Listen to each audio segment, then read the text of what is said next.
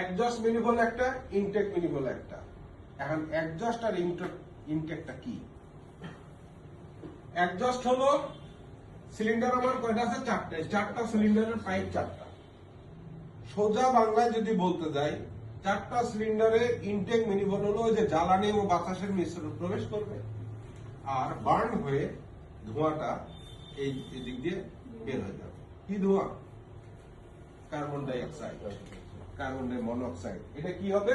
এদিক দিয়ে বের হয়ে, যে সাইলেন্সার পাইপ আমরা যেটা বলি, ধোঁয়াটা যে বের হয় এদিক দিয়ে এটা বের হয়ে যাবে। তো খবরদার, এটা থেকে ইঞ্জিন চালু অবস্থায় কোনো সময় এর ভিতরে আশপাশেও হাত দিতে যাবেন না। ইনটেকে দিতে পারবেন, ইনটেকে দিতে পারবেন, কিন্তু এক্সজস্টে দিতে পারবেন না।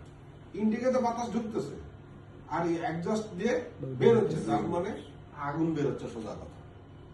ওখানে কোনো সময় যাতে হাত আমরা না দিই।